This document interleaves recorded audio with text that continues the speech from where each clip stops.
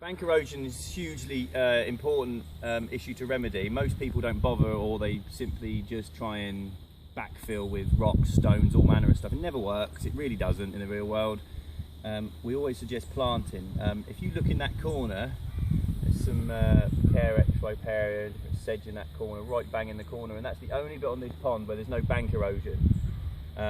Everywhere else there's literally the sedge, which if you have a look down here, I mean where I'm sitting is collapsing, and that's totally down to bank erosion. Obviously these ponds, as are many, are full of little carp.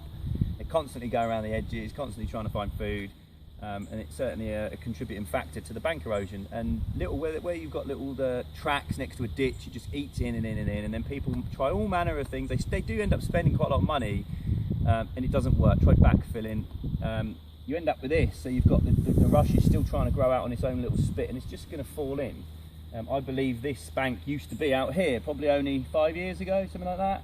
It just gets undermined and the bank collapses. And all we ever do, again, keep things simple, we'd come along here with a spade, or ideally a little mini digger for the day. It doesn't cost a great deal. Get a mini digger and someone who knows what they're doing.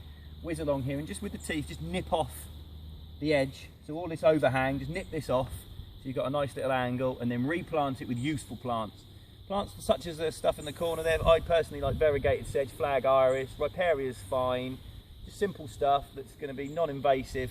And what that does, it creates a nice tight bond along the lake. We use our own bare-rooted marginals. There's a few people doing it now. We've been doing it for years. Just rip them up, cut the tops off, and replant them. We've got there's loads of stuff on the website and YouTube videos on seeing us doing it, but the difference it makes is huge.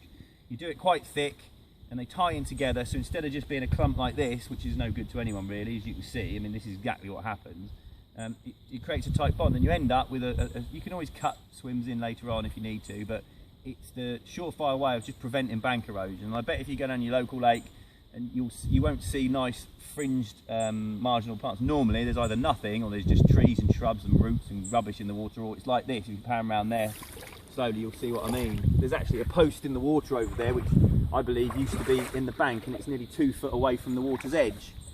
And that's just, it's just simple. You'll get all sorts of people trying to tell you to put, like post and rail in and backfill, and it just doesn't work. So without a doubt, the best advice, you can see here, look, the bank used to be out here, simple as that.